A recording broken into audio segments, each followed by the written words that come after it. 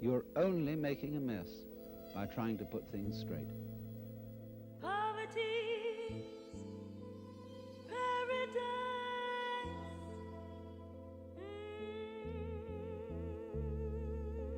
Hey, it seems to me like ever since I was a little child, I've been starving.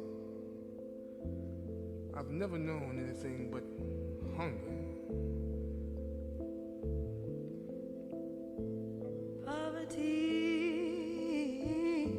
I've been hungry all my life. Yeah, starved to the bone.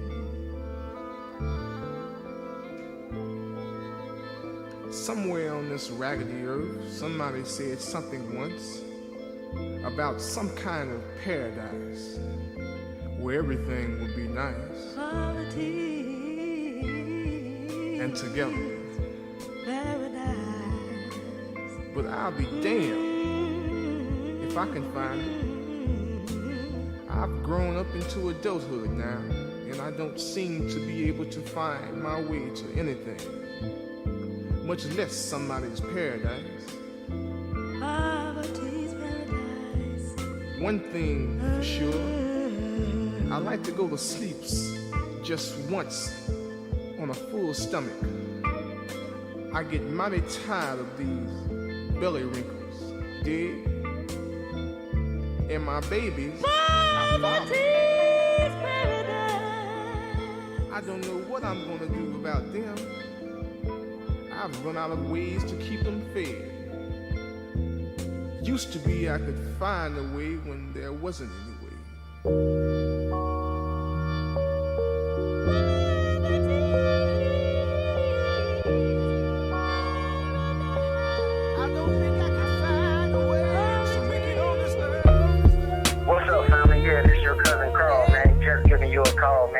I know you've been having a lot on your mind lately, and I know you feel like, people ain't been praying for you. But you have to understand this, man, that we are a cursed people.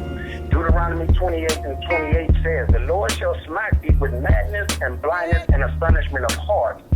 See, family, that's why you feel like you got a chip on your shoulder.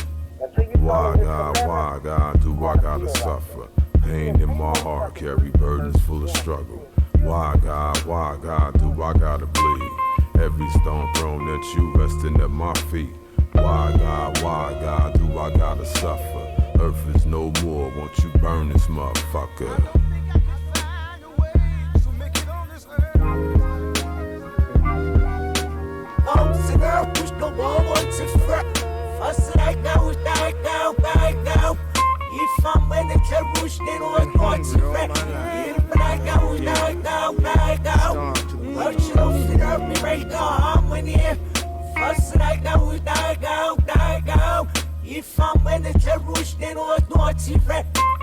I beat your ass, keep talking back. I beat your ass, who bought you that? You stole it. I beat your ass if you say that game is broken. I beat your ass if you jump on my couch.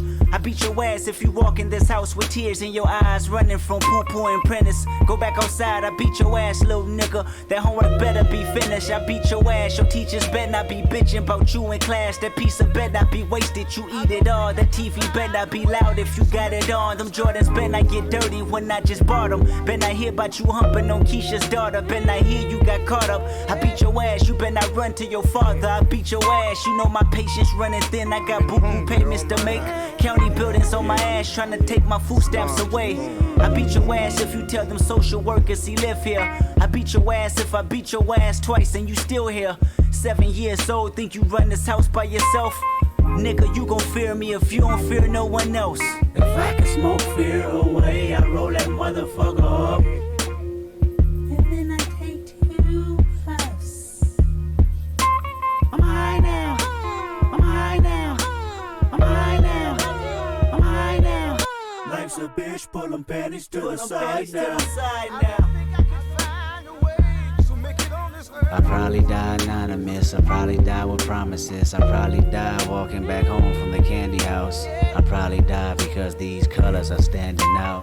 I probably die because I ain't know DeMarcus was snitching. I probably die at these house parties fucking with bitches. I probably die from witnesses leaving me false accused. I probably die from thinking that me and your hood was cool. Or maybe die pressing the line, acting too extra. Or maybe die because these smokers are more than desperate. I probably died from one of these bats and blue badges. Body slammed in black and white paint, my bones snapping. Or maybe die from panic, or die from being too lax. Or die for waiting on it, die cause I'm moving too fast. I probably died trying to buy weed at the apartments. I probably died trying to defuse two homies arguing.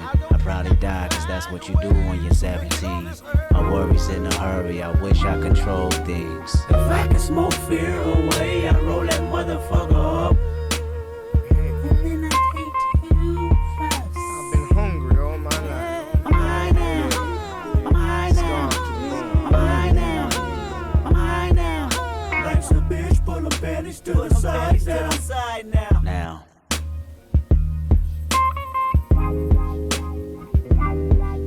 When I was 27, I grew accustomed to more fear.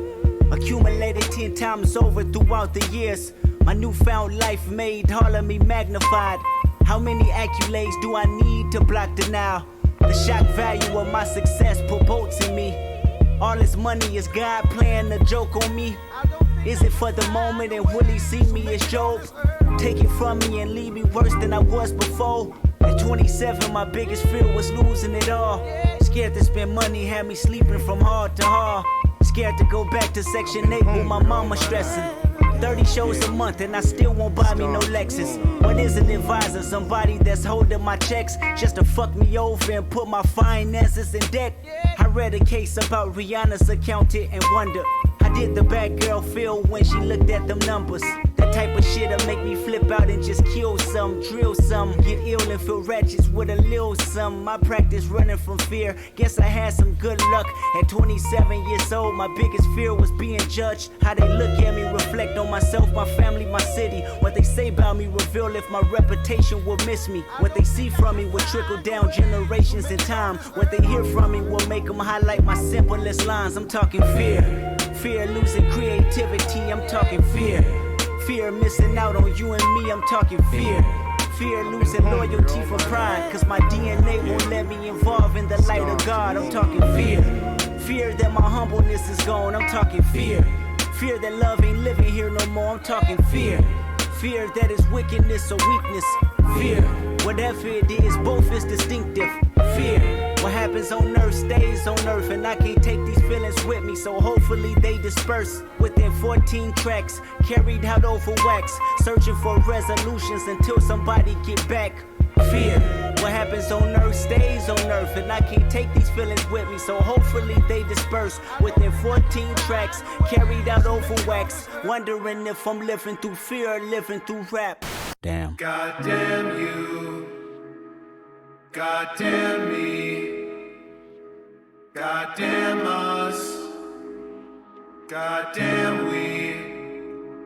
God damn us all. Verse 2 says, you only have I known of all the families of the earth. Therefore, I will punish you for all your iniquities.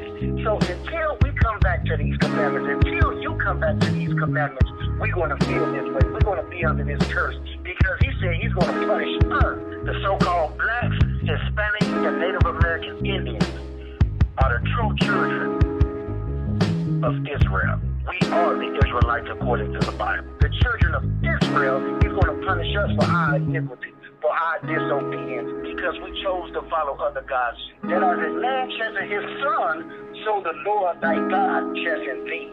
So just like you're chasing your own son, he's going to chasten you because he loved you. So that's why we get chastised. That's why we're in the position that we're in. Until we come back to these laws, statutes, and commandments and do what the Lord says, these curses is going to be upon us. We're going to be at a lower state in this life that we live here and today in United States of America. I love you, family, and I pray for you. God bless you. Shalom. Make yourself love yourself. You can't transform yourself. You can't make yourself sane. You can't make yourself loving. You can't make yourself unselfish.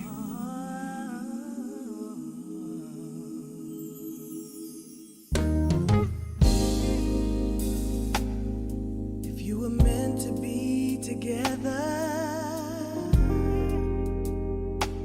then you would know that it's right. After all this time, you'd be by his side.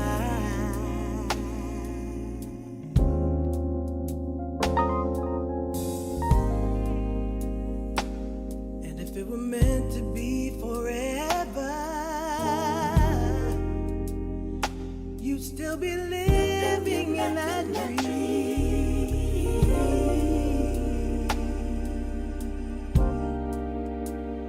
So it seems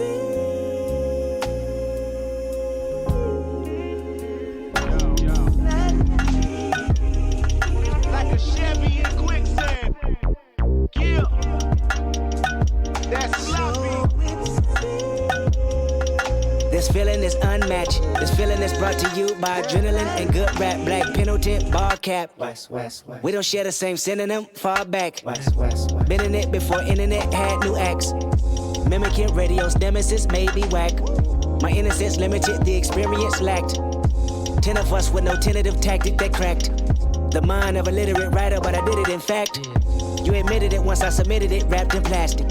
Remember scribbling, scratching, diligent sentences backwards, visiting freestyle ciphers for your reaction. Now I can live in this stadium, pack it the fastest. Gambling, Benjamin benefit, sending in traffic, spinning women in cartwheels, linen fabric on fashion, winning in every decision. Kendrick gets master that mastered it, isn't it? Lovely how menaces turn attraction, pivoting rappers finishing fraction while writing blue magic. Thank God for rap. I would say it got me a plaque, but what's better than that? The fact it brought me back home. We've been waiting for you, waiting for you, waiting for you, waiting for you.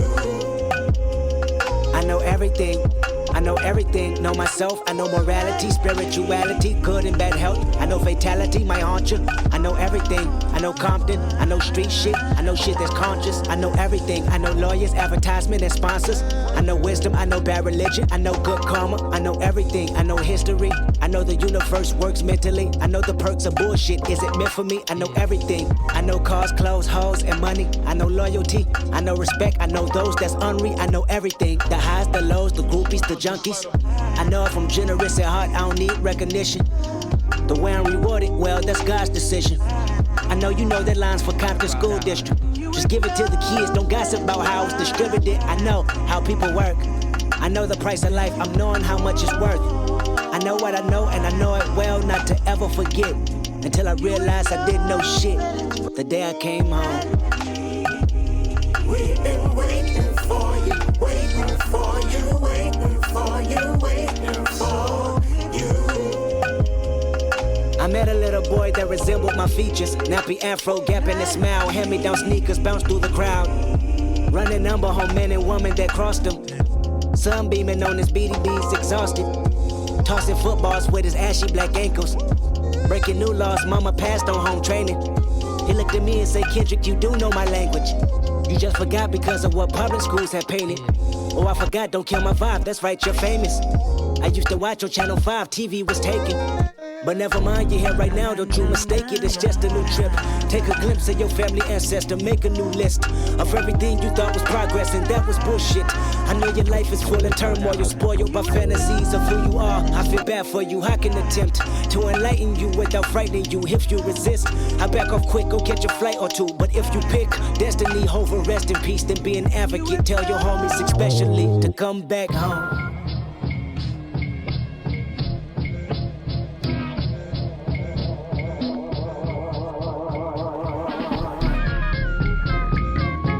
This is a world premiere. This is a world premiere.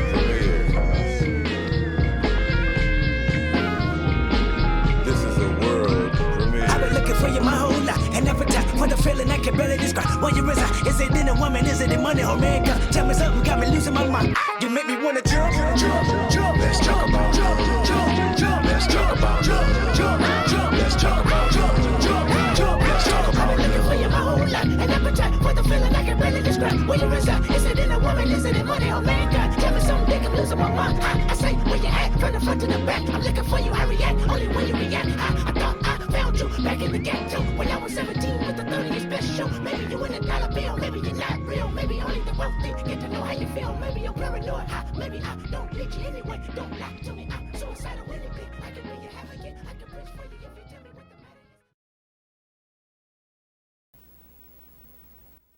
And yet it's absolutely necessary that we be that way. It's absolutely necessary. Keep it going, keep it going. Yeah.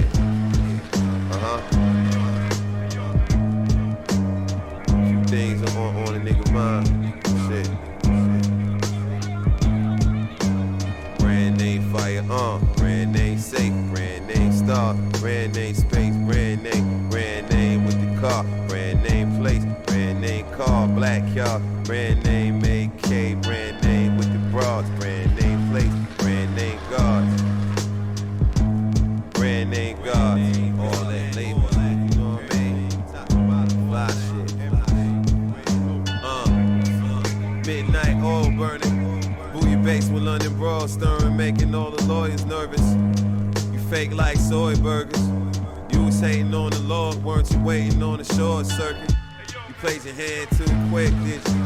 Could've made a couple grand, 100 grand, but you a bitch, nigga. They say my shit too hard school.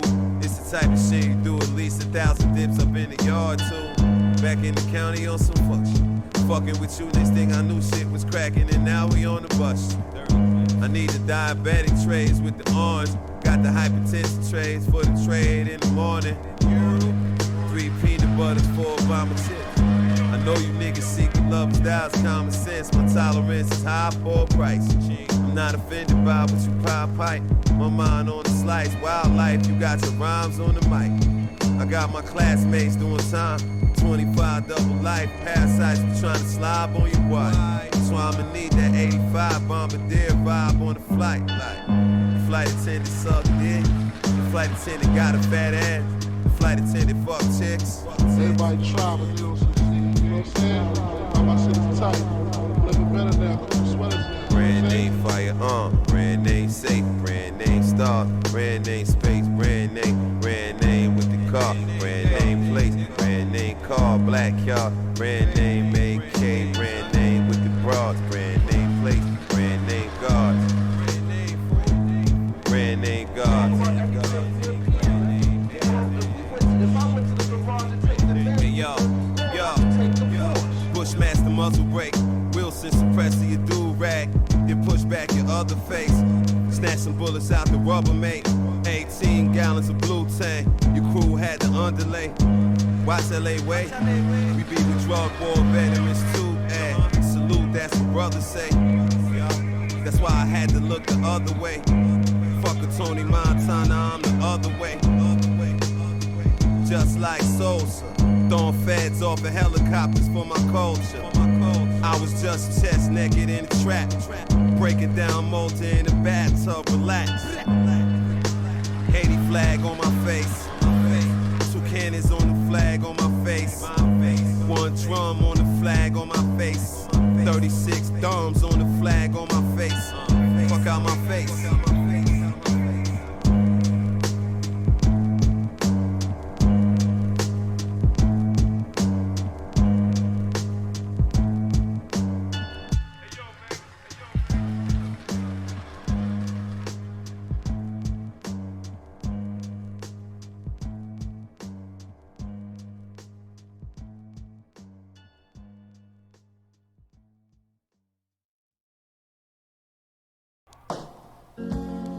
Trust ain't never been my strongest attribute. I'm not tripping, I'm just doing what I have to do.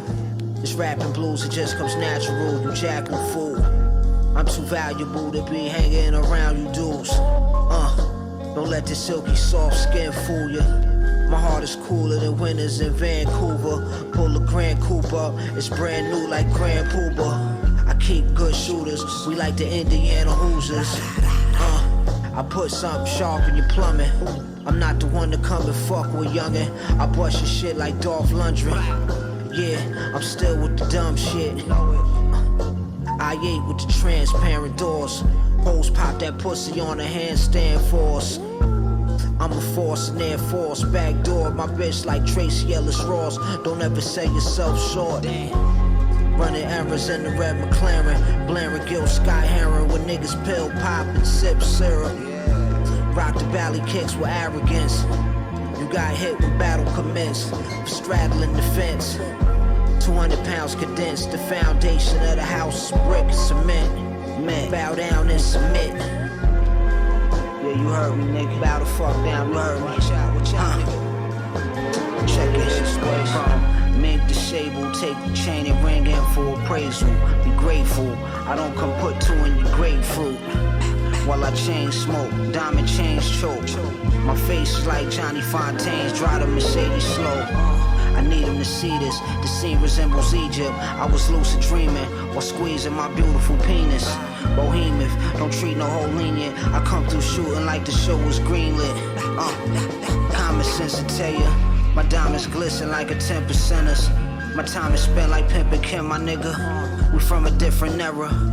All my shit is Teller, all your shit's whatever. All my shit is Teller, all your shit's whatever. $200 worth of dope in the Swisher Sweet. Sour D wax, Girl Scout Keef, hashish. A cash heat, free Max B, get money tax free. This actually has to be a masterpiece. I'm displaying mastery. They thought I was Robert Greene. My CDs are art gallery. My hoes get the cash, I don't burn a calorie. I don't walk, they just carry me.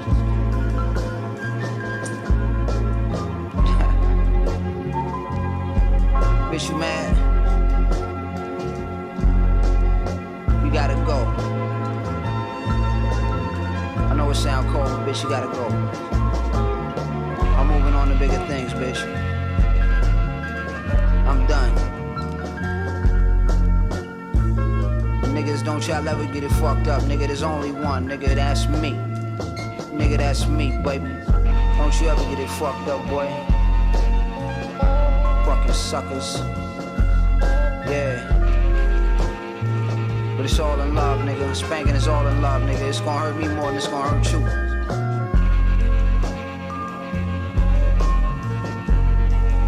Daddy's home.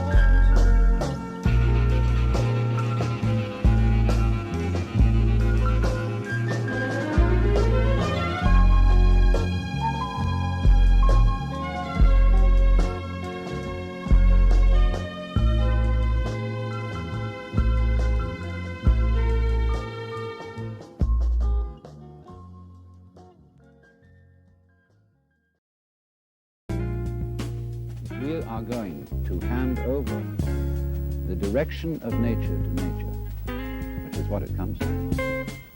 It's absolutely They landed necessary. at Plymouth with a smile on the face. They said, we're your brothers from a faraway place. The Indians greeted them with wide open arms.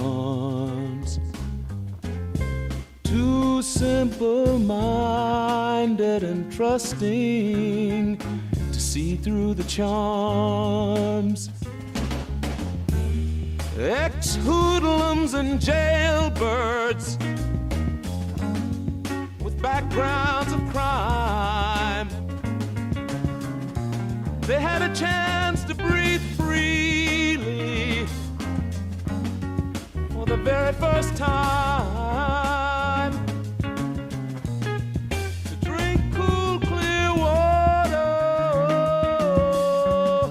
from clean mountain streams.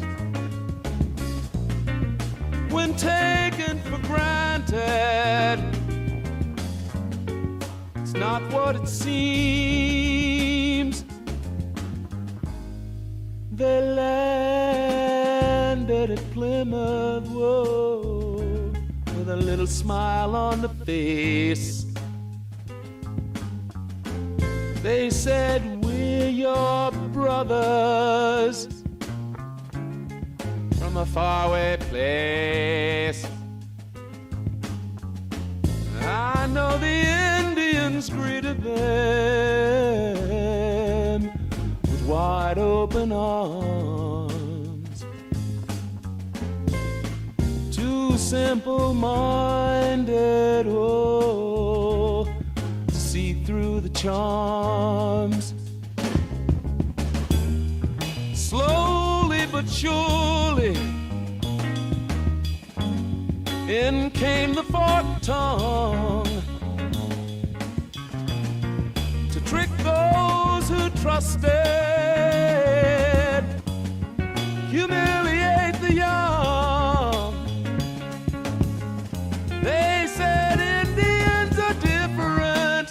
Whoa, they gotta stay in their place. Not pure and holy, oh, an inferior race, yeah, yeah. They landed at Plymouth with a smile on the face. All I say is keep some sunshine on your face.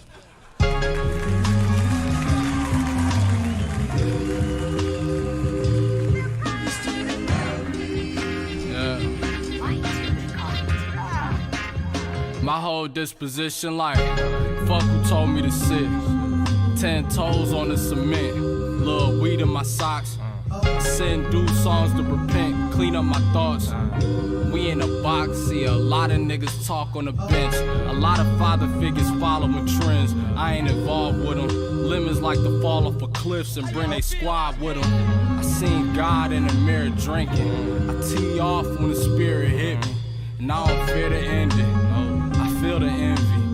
I listen to my past when it whispered to me. Half of it makes sense, my nigga, half of it riddles to me. Moses with a makeshift staff sending ripples through you. And through the land and the river been the plan. But when I go to grab it, it slid out my hand. So on my other hand, I've been handling business kinda shabby. But mama told me man up. So now pot pie with the anchor tats and the spinach. Finna spaz on a nigga if I have to. Risk takers know Satan, new dance moves. It could be your last move. Hard to see the glass half full when you don't have food. Wrist dangling like black fruit, nigga. Crossing on my T's and I'm dotting on my I's. Gotta watch out for debris when it's falling down. As far as I can see, I done confronted all the shit I couldn't walk around. Keep the peace when you on the ground, leaking, get hard as hell. Keep some wind in my sails, walking down the bread. Name ringing bells like you got smell.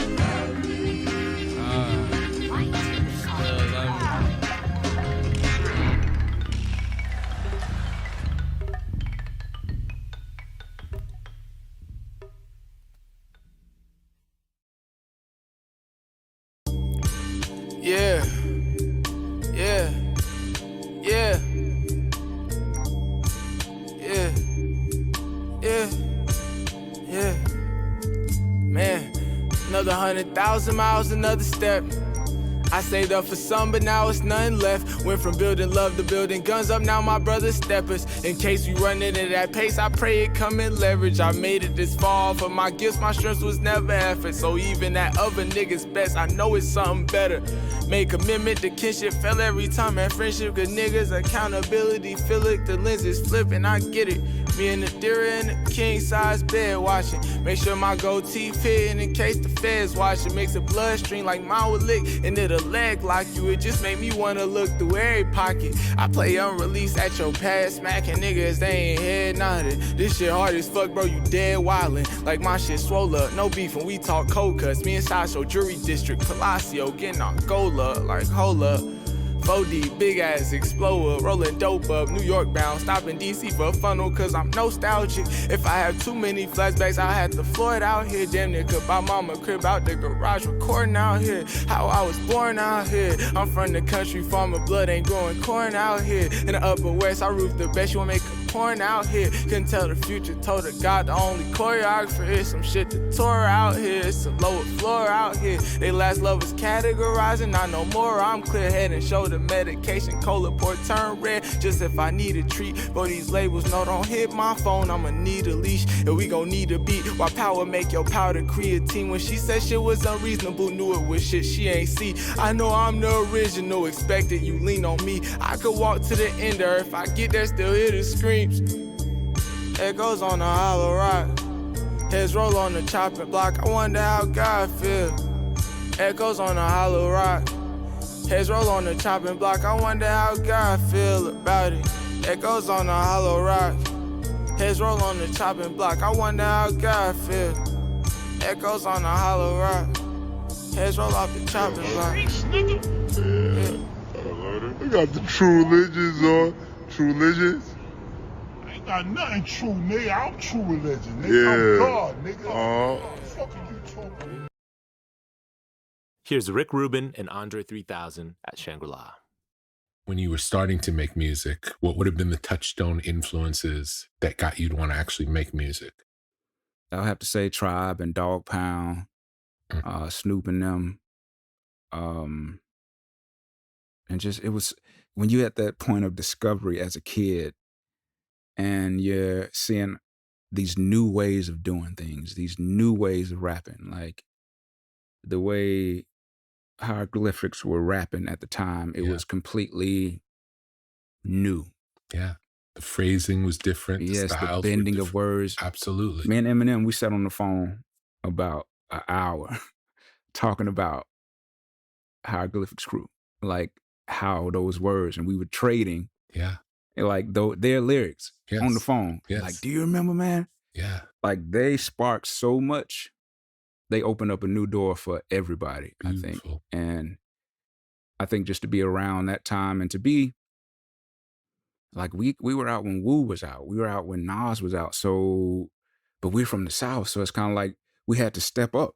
Like, I think that was the best blessing.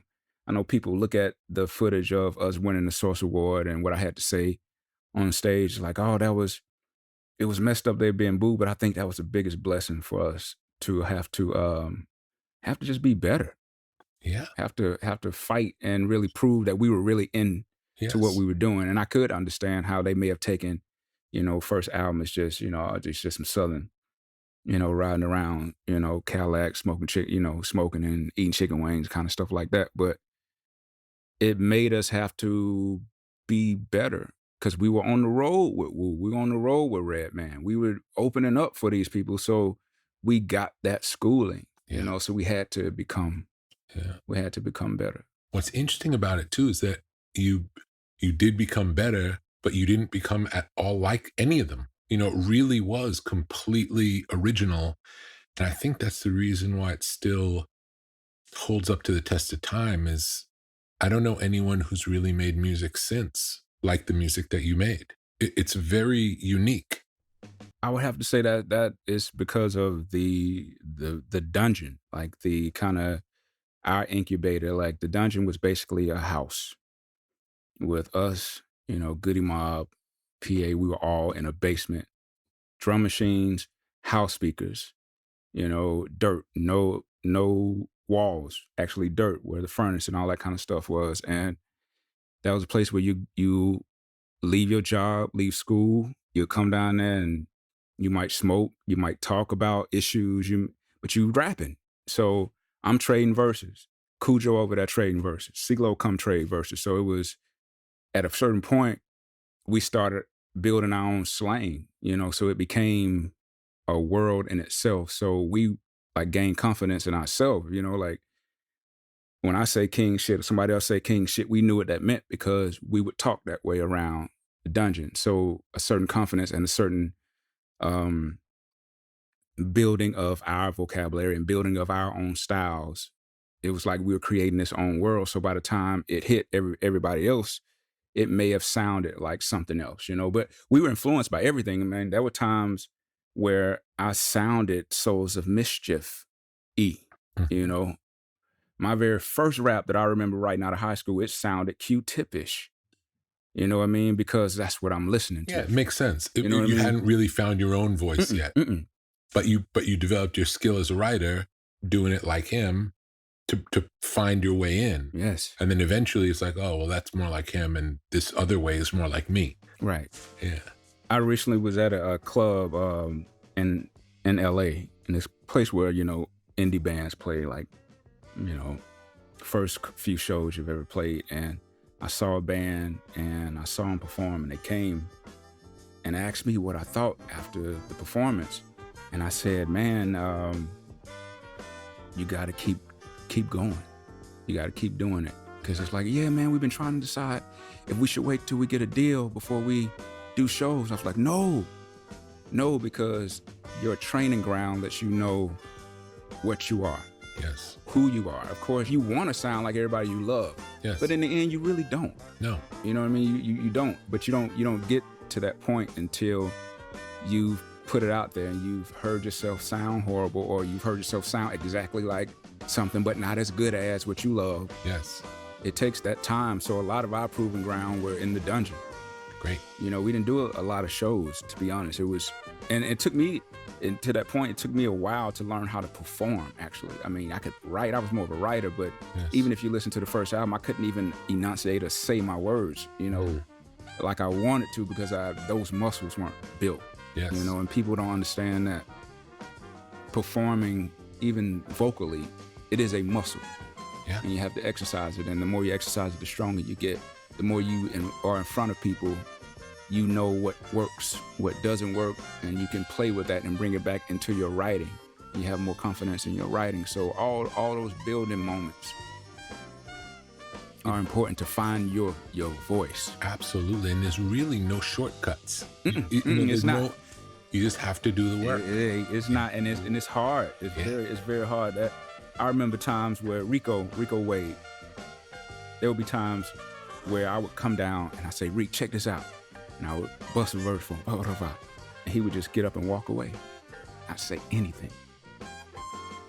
And I'm like, what the fuck wrong with him? You know what I mean? Like, damn, this shit kind of disrespectful, you know what I mean? But it took me a minute to realize that wasn't it.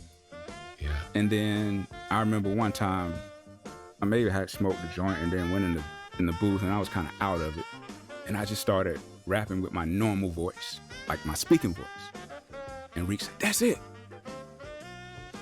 And that was it. Yeah. It's amazing how those breakthroughs happen almost when you're not really looking. You know, like when you're not paying attention, something happens. You got to move out the way. Yeah. But you got to work for moving out the way too. You got to absolutely. You know what I mean? You can't move out the way so far that nothing happens. Yeah.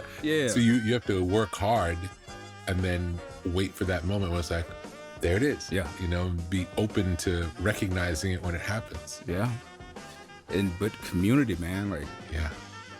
It's funny because, and thank you for the opportunity to be on this podcast, but when I learned that I was coming, and you know, I learned that it was you and Malcolm's thing, I'd never read any of Malcolm's books. I bought them, and then I went on the road and did something, and I forgot to read them. So I was like, all right, out of respect, let me read, you know, at least read a book. Yeah. And I don't read much. I actually don't. Yes. And so I read Outliers, and it blew my mind. It completely blew my mind. And it really made me think of the community that gives you opportunity to be all of this. And that's what the dungeon. Yeah. And had there not been a dungeon, who knows what you would have done? You know, like it really, and that wasn't anything that you decided to make happen. It's like so much of it is chance. It was, yeah, like things just happen. The universe sets up a situation and something good happens, something comes out of it. I was just talking about that today earlier with my friend. When I was going to college, I decided between going to NYU and University of Chicago. And had I gone to University of Chicago, my whole life would have been different because hip hop was happening in New York, and I happened to be there. Yep. But if I was somewhere else, I wouldn't have known what was going on there because I wouldn't have been in it. Yep. And that's just luck. You know, that has. It is. It's luck. It's chance. It's maybe you were just. It was supposed to happen to you. And I believe in that as well. It's so much of it is out of our control. But I'm always grateful when something good happens. You know, it's like I know I can't make it happen, but I know that I can be open to it happen. I'll invite it in, and welcome it, and do everything I can to best support this thing that arrives, that I know is bigger than me. Yes, you know, it's magical. It really is magical. It really is. And it's the hardest part of that is when something bad happens and feeling the bad thing and remembering, trying to separate ourselves from the thing that happened that didn't work out or didn't go the way we wanted it to go, and to say, okay, imagine that's a scene in a movie. I can't wait to see what happens next. Yeah. Do you know what I mean? Yeah. Instead of just sinking into the vibe, because it's the same vibe of when the good thing happens. It's the same. It's like good things happen, bad things happen. That's all part of life. Yeah. And just sort of staying neutral and riding the wave, you know? I'm still learning that, you know? Yeah, it's hard. It's hard. That's riding, you said it, riding that wave it. Is hard, because you dip down low, sometimes you get stuck, you know? Absolutely. Especially if you're used to the wave going a certain way. Yes. You know, and I think that's when you have to kind of lay yourself down and kind of just let it be. Yeah. You know, and that's hard. It's hard for me. Yes. It's very hard for me. Yes. What you been listening to lately? Instrumental music. I was just turned on to Steve Reich. Wow, great. I just now, like, and I'm like, where the hell have I been? Because I knew Philip Glass. I was always into Philip Glass, but I never. Then somebody said, well, if you like Philip Glass, you'll love Steve Reich. Yeah. What? And So I heard good. that, I was like, what? Yeah, I've been into a lot of instrumental music now, because I just at a point where sometimes I feel like a lot of lyrics just bombard you, you know. And I know it sounds crazy coming from a rap artist, but I think sometimes, you know, sometimes the thoughts just take over, you know, and then not necessarily anything you want to be a part of. You want to party and, you know, but I kind of like music that I can have my own thoughts to. Yes. You know, so Beautiful. that's kind of where I've been lately. Beautiful.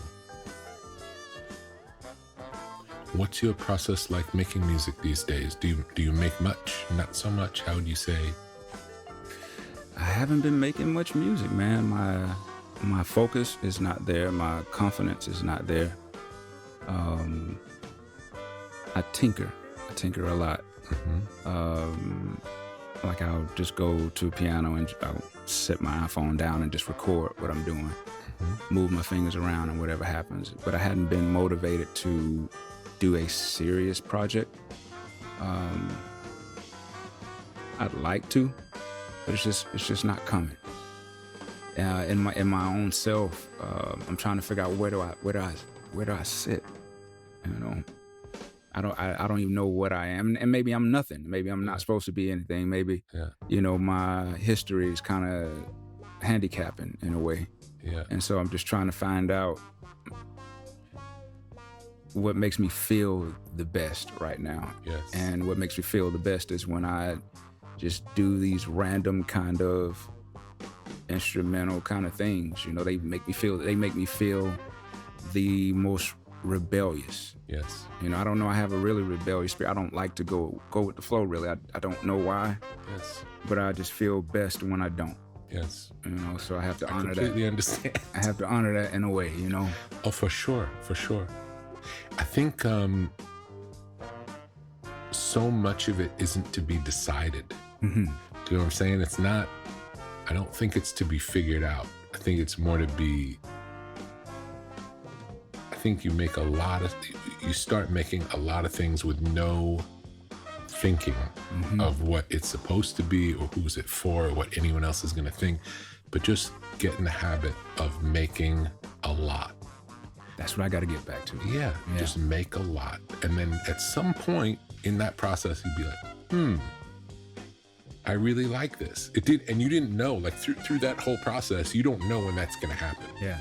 And it's not a decision you make, and it's not an intellectual idea where I have a vision and I'm going to make this thing. It doesn't happen like that. It rarely happens like that. It happens more just having fun, making things, no stakes. You know, there's nothing's on the line. See, that's I'm glad you say that's hard to do when everything is actually, I mean, when the problem with being an artist, a successful artist, yes, is you have to find a comfortable place to do that again. Yes. But think about the way... A comfortable place to feel uncomfortable yes, is what I'm saying. But the way that you made the stuff that ended up being successful wasn't made from a place of feeling any responsibility. Right, because the attention wasn't there at all yet, in a way. You know what I mean? It's kind of like you were still proving yourself, and I liken it to like if you're a kid and you're in your room, you're playing, you know, with toys, and you have this world going on. Yes. The moment when your mom opens the door and says, "Andre," that world kind of stops. Yes. You know what I mean? So once the attention is on that world, yes, the world goes away. So you got to find a way to get back to that place to where you can build those worlds again and not have the eyes or like the judging, you know. And that's hard for me. It's really hard for me because, and I mean, you see it everywhere now. Any little thing I put out is instantly like attacked. Not in a good or bad way. I wouldn't say attack. Well, I'm saying the it's the noticed. attention. Yeah, It's and noticed. people nitpick it like with fine tooth comb. Yes. It's like, oh, he said that word. Yes. You know what I mean? And that's not a great place to create from. You know what I mean? And it makes you draw back. And then maybe I don't have the confidence that I want or the space to experiment like I used to. Yes. When the stuff that people loved from back then, it was in a place.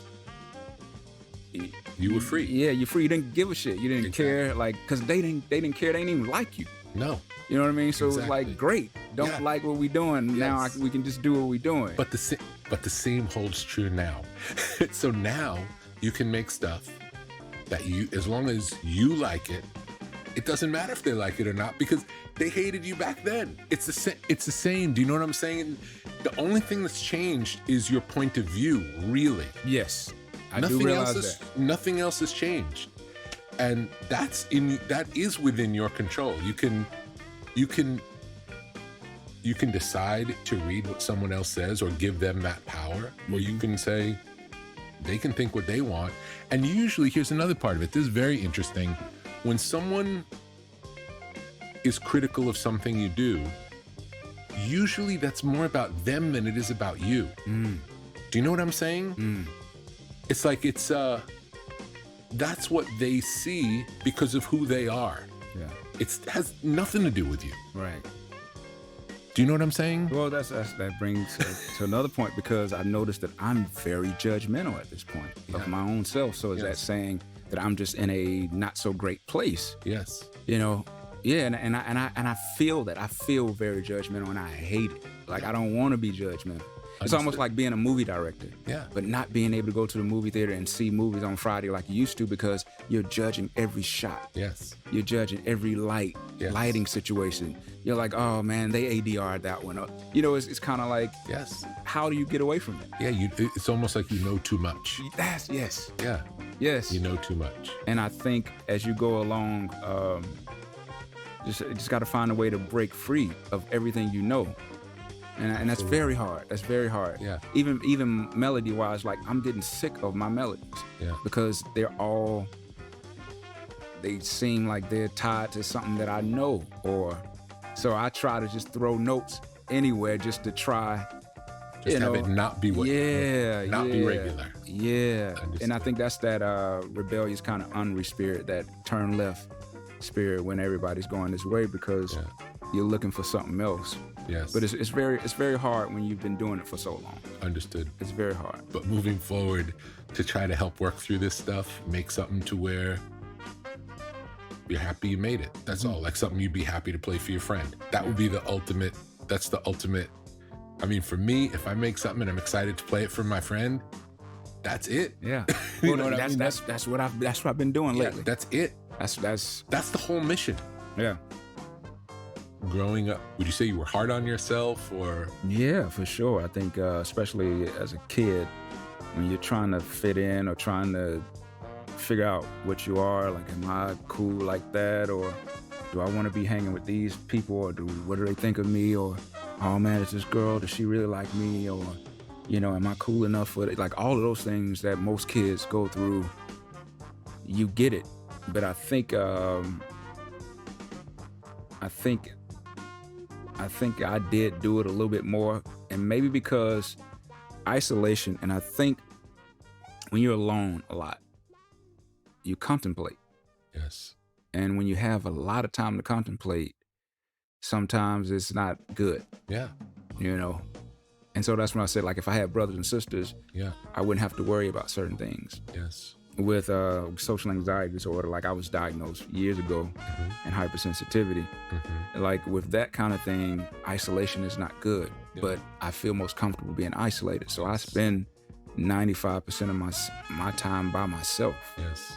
You know, and that gives you time to analyze. Yeah. And the brain loves to find problems. Absolutely. Even if they're not there. Absolutely. And so the judgmental kind of analyzing is kind of run amok. Yeah. So you have to find ways to break out of that kind of thing. Absolutely. And but the other side of it is, it's that same hypersensitivity that makes you a great artist. You know, it's like my therapist said the same thing. It's the truth. It's the truth. It's a balance. It's like, it's a blessing and a curse. Yeah. It's harder to be in the world, but that's the gift. And it's, I know. It's oh man, there have been times where I was like, I've prayed to a God that I didn't even know it existed, really. Yes. Prayed like, I would rather you take this away from me. Yes. All of this. Yeah, just if not I could have just to feel normal. like that. If I could just feel normal, like take voice, career, all that shit, you can have it. Yes. If I could feel normal. Yes. But it don't work like that. No. It just don't. It's really sad, but that's why a lot of artists OD. That's why young artists die from drugs, is they're sensitive people. There's all, especially in success, there's all this emotion that no one teaches us how to deal with. No. And it's weird. Even people that you know for a long time start acting different to you. Yes, and you start acting different because they start acting different. It's weird. It's a bad thing. The whole thing's unnatural. No one teaches you how to deal with it, and it's crazy. It's a crazy making process. Yes. And yes. And so people do stuff to try to just numb that pain. Oh yeah. Oh yeah. Yeah. Yeah. Yeah. It makes sense. It's self-medication. You know, it's like, I just don't want to feel everything all the time. Mm-hmm. I understand. Yeah. Yeah, you got it. You got it. Well, we're alike in many ways. Yeah. And even a lot of people in the world too, I'm finding, you know, it's, I think we do get it differently because of the career we've chosen or that chose us, but when researching, you know, this condition, there are kids that have it. Yeah. There are kids that just don't know how to deal in the world. Yes. In that way, you know. Yes. And I think, especially if your parents aren't as sensitive as you are, then it's really confusing. Because it's like, they're the adults, they're supposed to know everything. Yeah. And they don't even see this stuff that's happening. Yeah. And you can't explain it. No, they don't they're just like, oh, why are you thinking about that? And then, I mean, I'm talking about in the last 15, 20 years, I mean, we just now starting to get titles for this stuff. Yeah. You know, names that you call it. Yeah. What about the people that didn't have the names for it back then? Like, or didn't have medicine for it? Absolutely. What do you do? Yeah. You know, you can't sit and have a conversation. Yeah, there's a social anxiety thing. What? Yeah. That wasn't even invented. Yeah. You know, when we first started rapping, none of those words were out. Now bipolarism and, you know, all that kind of stuff is like, it's almost like commonplace now. Yeah. If someone says I have anxiety, it's like, oh, okay, just go take a nap. That's kind of what it's like now, you know, because it's so common. Yeah. But it's and it may have always been, just no one knew. Right. Like you say, and people didn't want to look at it or talk about it. Mm-hmm. And now people are more open, luckily, because it's helpful to others feeling it. We're not alone. Yep. You know, it's so helpful to know that I'm not the only person who feels this way all the time. Yeah. It doesn't make it easier. No. But it is a little better. It's a little it's just to be understood. Is better. Feel less That's alone. It. That's it. Yeah. But here's another thing a friend of mine pointed out, that when we talk about isolation, in certain societies, they don't have these things. Mm-mm. Like when you're like, if it's not a chemical thing, Yeah. if it's a social thing, like if you're in a house with 10 other people, your family, and you're all surviving, you don't have time to have that. Yes. And you're faced with these people. Yes. So you don't have a kind of like this social kind of dwarfing.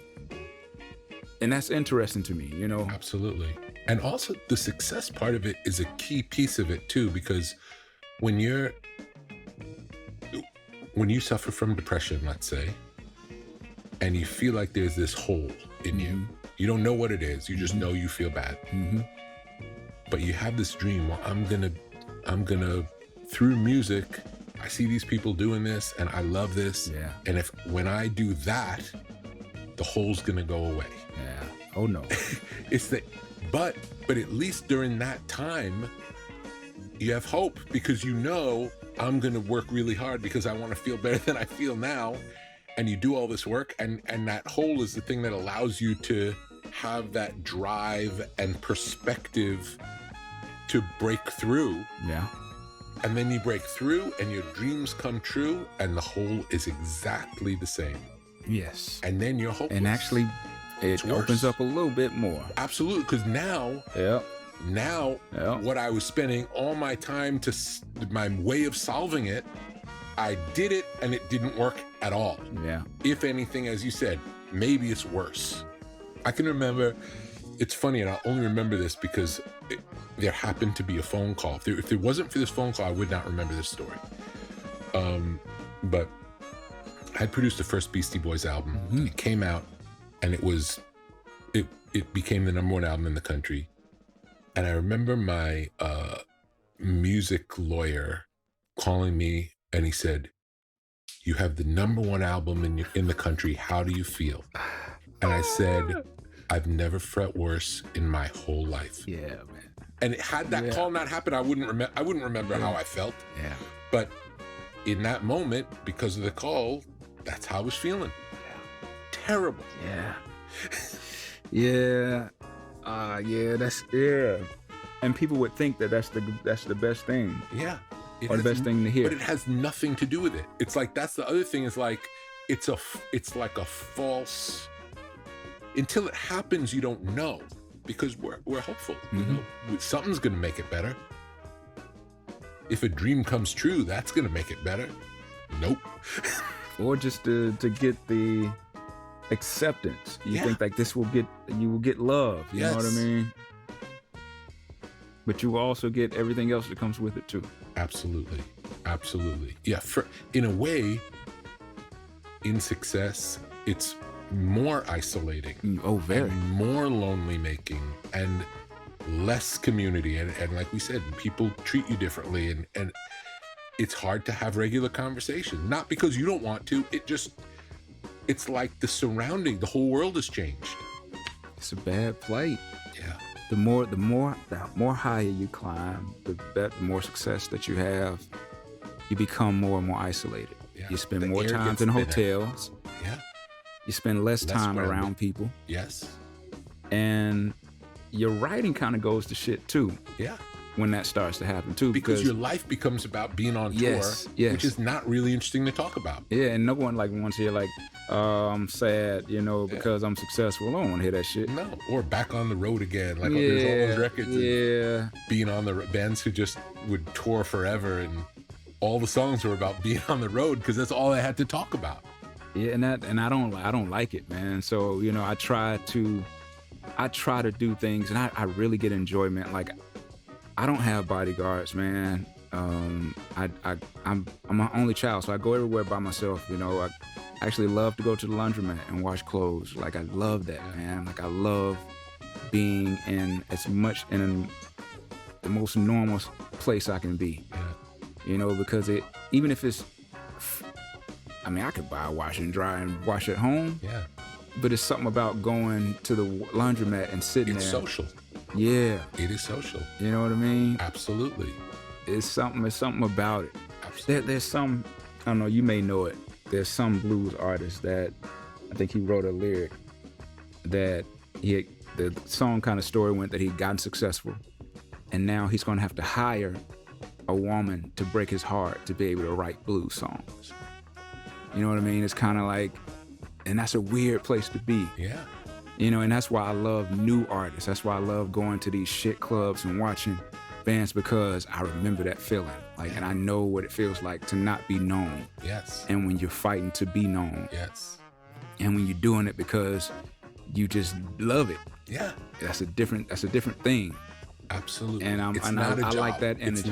It's not, nobody at those clubs are punching the clock, trying to get it done. They got to get up in the morning and go to their real work. Yeah. And when you think about it, when that cycle of being on the road all the time, when that turns into a job, it's a grueling job. Yeah. It is especially all the travel, flying. It's exhausting. It's lonely. And all of it is for this, like, an hour or two at night. And it's kind of exciting because people like it, but even that, when you've done the same thing for a while, starts feeling like, what am I doing? Yeah. I did this last night. Yep. I knew it became a problem for me like years ago.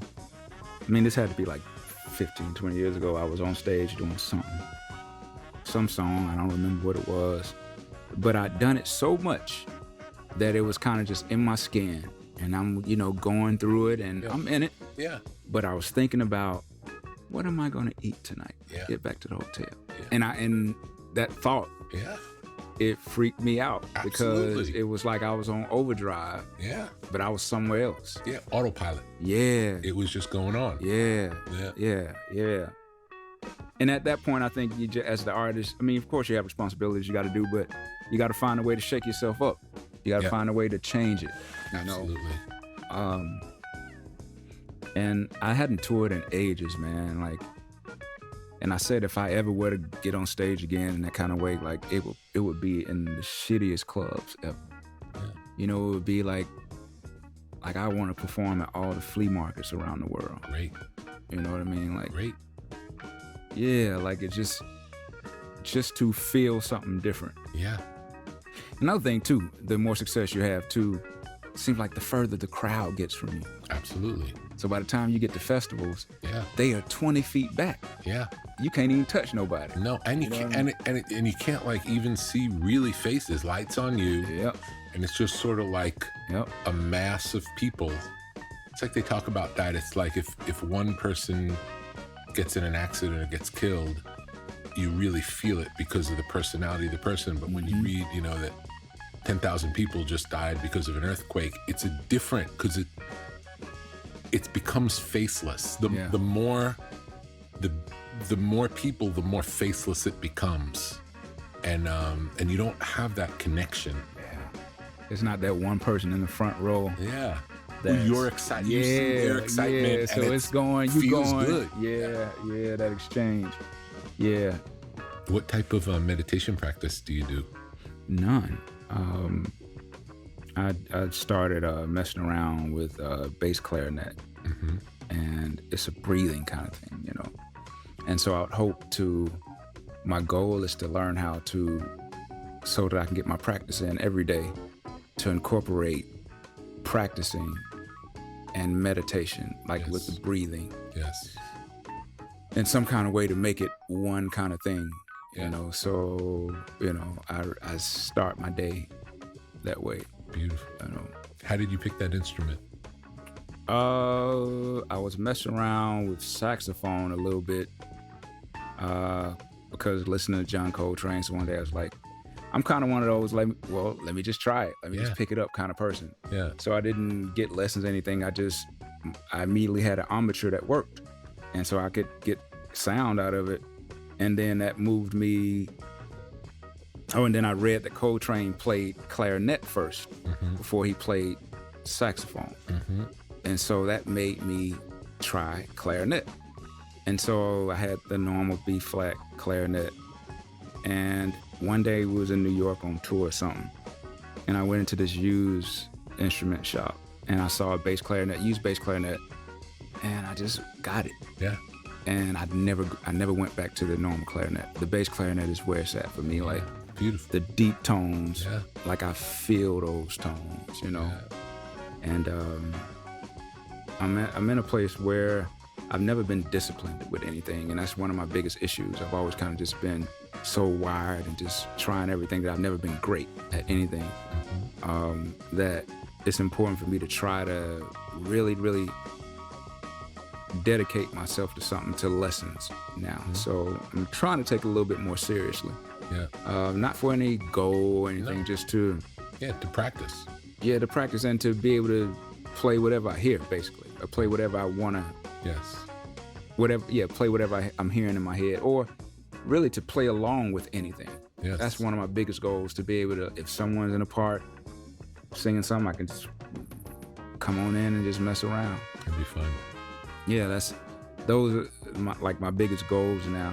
A friend of mine was laughing at me because I was like, you know, with the history of what we've done so far, my goals are not grand at all anymore. Yeah. My goals are like, I want to be able to go to a park. Yes. And just play. Yeah. I do it sometimes. Now I go to the beach sometimes and just play. Yeah. I go to a park. I'm not great, but I want to be able to soothe. You know, I want to be able to just kind of serenade or soothe by playing. Beautiful. Who's ever around, you know? Yeah. Beautiful. Mm-hmm. It felt like there was another influence in your old work that wasn't coming from hip hop. Oh yeah, most of my influence is early.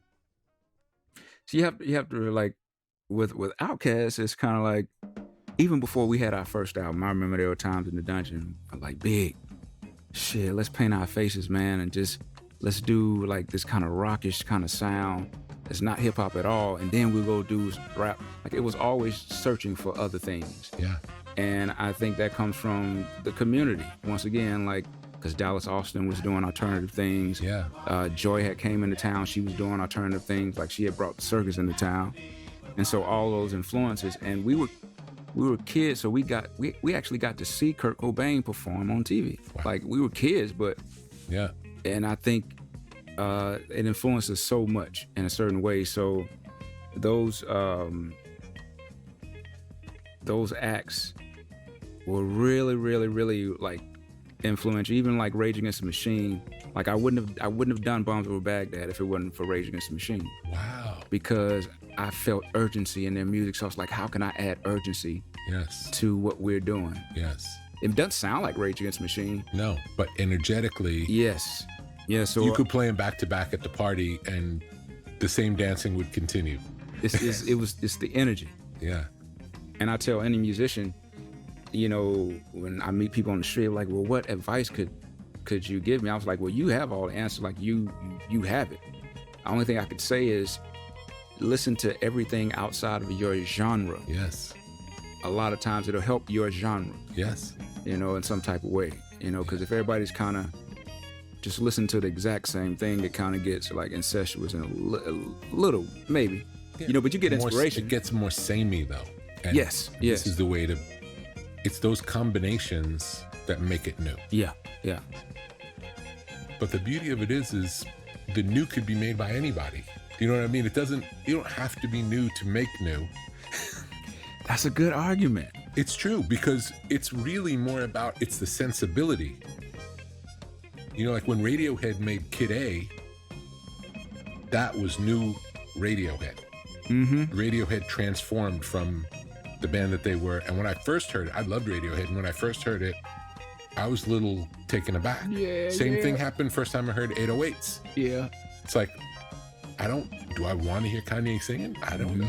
Like, this is not why I listen to Kanye. Mm-hmm. And it took a minute.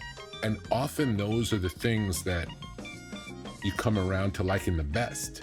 It's like when the first time you hear it, it's like you don't necessarily have the framework to understand especially if you're expecting something different. So that's Yes. that's an important point, because with a new artist, you're not expecting anything. So there's no expectation. Right. So when someone that you like what they do makes a left turn, sometimes that's really jarring. Yes. Yeah, I'm familiar, man. Some people, Yeah. But then it takes a minute and you realize, oh, like in both of those cases, now when I listen back, Kid A and 808s are two of my favorites. Mm-hmm. But maybe not the first time I heard them. Yeah. Take a minute. Absolutely. When we were making these, I knew a lot of people were not going to like it. But we loved it, and I knew that probably people come around because it's really good. It's just not what they're expecting. Right. And when you give someone something that they're not expecting, the first instinct is, oh, that's not what I wanted. Yeah, I didn't order jarring. that. Yeah. Yeah. That's interesting. You say you don't have to be new to make new. I agree. Yeah. You know, because I've been making music for a long time, I've learned a lot of stuff along the way, but I don't let that get in the way. I don't let that impede the process of making something new. Right. Are there any examples of like bands or groups that have made new when they've been around for a long time? Yes. And we'll I mean, not in your Kid A was the first one that I thought of. But that was still a trajectory of a band. But the Benz was incredible. OK Computer was, considered that's their. But it was going that way. Oh, even with OK Computer, it was going that way. But Kid A was not continuing that. It was just left turn, and a lot of people didn't like it. Me included at first. Right. First time I heard it. Right. Then they were on Saturday Night Live, and I saw them perform some of those songs live. And then it was my first clue. It's like, oh, I see what this is now. Like I couldn't really get it from the record at first. And then when I saw that, it helped me bridge my expectation versus this beautiful new thing. Yeah, I struggle with that, man. I struggle with same to you remember like Paul Simon was already Paul Simon. He had been Simon and Garfunkel and made a load of hits as Paul Simon. Yeah. Some might have thought he was sort of on the downswing, and then he made Graceland, and that was one of his biggest albums. And in the case of, we were talking about the Beatles earlier, Sgt. Pepper, that was the case. The reason it's called Sgt. Pepper's Lonely Hearts Club Band was, I think it was Paul who had the idea of, the Beatles were so big and so familiar, to make something new, let's become a different band. And let's play the characters of Sgt. Pepper and his Lonely Hearts Club Band. Yeah. What do they sound like? Yeah. And now we're free. And it's just, and it's both, and it was both, even for them as writers, it was a way just to stimulate writing. Yeah. It's an exercise sometimes I give artists to do is to, and this might be a fun one for you, is pick an artist, pick one of your favorite artists, could be whoever it is, could be Prince, could be whoever. And let's say you had a chance to write a song for Prince to do, and write a song with the idea of, this is a song I'm gonna get Prince to sing. Yeah. Because it would be completely different than what you'd write for yourself. Yeah, I know exactly. The song Prototype, I actually wrote it in mind for Janet Jackson to sing. I wanted to just submit for her to sing that song. She probably don't even know it, but Prototype was written in that way. And once I laid down, demo, it's like, it feels better. It feels realer, if I did it. You know? And another song, She's Alive, on Love Below. Like, I really wanted Anita Baker to sing it. Yeah. And so it's my bad version of Anita Baker. Yeah. And I know it doesn't sound like it, but that's kind of how it is. Do you have an idea of where your fashion sense started? Yeah. Album covers, all influences around me, like in the city of Atlanta, it was kind of like a certain, I call it like the circus, like came to town, a certain kind of buzz of things that, you know, J.O.I. was doing, things that Dallas Austin was doing. My homie Big Gip, he was huge influence on the whole, like a alt scene of dressing. And even Busta Rhymes doesn't get enough credit, but Busta Rhymes was really influential in that too. Funk albums, like my heroes like George Clinton and Sly and Prince and even Cameo were huge influences. And being that I draw, you know, I drew comic book characters, it was fun for me to draw my costumes and draw the things that I wore. And it was like liberating too. Because at first, you know, we just, you know, wore whatever was happening at the time. And I do remember there was a point when, I think we talked about it a little bit before, but there was a point when I just started growing my hair and growing my dreads. Like we had whole Dungeon family went to Jamaica. And I said, like I went swimming in the ocean. And after I left swimming, I was like, man, I ain't never combing my hair ever again. Like I just told myself, I'm not combing my hair. So I started getting these dreads. But when you first starting to grow dreads, it's kind of like a certain stage where they just don't look really cool. It's like they short and, you know, they're not hanging yet, you know. So I was trying to find something to cover my head up with. And so at first it was like, okay, I'll just rock this bandana and cover my head up. But then it was kind of like, at the time, Tupac was so, like, just everywhere. And Tupac rocked the bandana and I didn't want to, you know, get into that bag. And so I was like, well, let me just try something else. And one day, I don't know what made me do it, but I was just in the beauty supply store and I saw this little, a turban. But it was kind of like these real cheap turbans. They come in all kind of colors that your grandmama might wear to church. And I grabbed a couple of them and I just started rocking them, you know, like a turban. And I used to sometimes even take fabric and wrap my hair up like Rastas. And so it was all really about just trying to find a way to feel cool or look cool. And that turned into moving more into an alt style. And then, you know, I started to see people in the street rocking turbans, you know, so it was like, okay, this is fun, I look cool. And then at a certain point, it got to where people, like certain fans were like thrown off by, okay, you look one way and then you came this way, and it became like intriguing to me that it pissed a lot of people off. So I just kind of dug in the whole way and like just fucking with people. So, I mean, playing with androgyny, you know, playing with wigs, you know, and the whole comic book drawing aspect of it, like I always wanted to look like I was from another planet.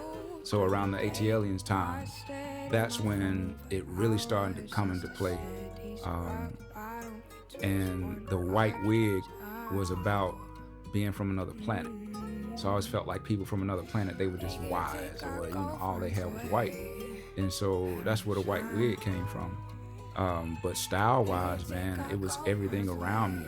Like, all influences around me, like my whole crew, like things that were brought to the city, even Missy Elliott at times, like even Digital Underground, Humpty, like all those were influences to me. But we just tried to find a way to do it in a new way. And once I started to be able to draw and make my own clothes, that was out of here. It was fun. It was completely fun, like, because we felt like not of this planet. We were making music, you know, that was otherworldly. So it's like, well, let me look like the music. And did you look like that every day or just on stage? Nah, at a certain point, it was like you couldn't tell the difference. Yeah, it was like you began to live rock it. whatever in the street too. Yeah, it was just kind of like full in. And it just happened naturally, that the transition from, it started as a stage costume, and then it evolved into just like how it was. Well, it started as like, how can I look cool in the street too? But then it progressed to, how can I make this music that we're making look cool, make it look like it's sounding, you know, because I wanted to go other places. I started producing on our second album, ATLiens is when I started producing. And so at that point, Ray, you know, he showed me the game of how to produce. He showed me which records to buy, kind of which dates, which years, which years had certain drums. And, when you're sitting around and just looking at album covers and you're seeing like all these like interesting looking people and, Parliament Funkadelic and Sly and them, like these were like my heroes at that point. And like I would buy videotapes and, find like go down to Little 5 Points in Atlanta. It was kind of like the village of Atlanta, and I would buy like little videotapes or like bootleg performances, like when they, bootleg Funkadelic performances and stuff like that. So I'm looking at it and just getting amped, getting like, wow, this is awesome. And so I found a way to make it work for me, because I was like, I felt like I was part of that lineage. Yes. And so me, my whole crew, we were like a ragtag, kind of like Funkadelic in a way, like, because we all came from, different places. We all brought something different to the music, and it felt that way to me. And so really, we just went on in, man, and that's just how it was. Also interesting, the connection to Parliament and the Mothership connection, and they wanted to be from outer space too. Yeah. And even Sun Ra too. Sun Ra too, and I would say even like in early hip hop, Grandmaster Flash kind of had a sort of outer space. Yeah. See, even all those were influences too. Yeah. Grandmaster, all that was like our influences. That's just, to me, it was the people that were going places, that were doing something outside of, that was really interesting. Yeah. To me. And even even later on, when you look at like a Prototype, the video for Prototype, that was really a riff on me doing Sun Ra did a movie called Space is the Place. I've seen it. Yeah, and the Prototype video is basically like my version of Space is the Place, coming from this other planet and me meeting this girl. But it was a love story, kind of, but the setting of coming from, when they come out this spaceship and all this kind of stuff. So, yeah, all those people were like crazy influences to me. So cool.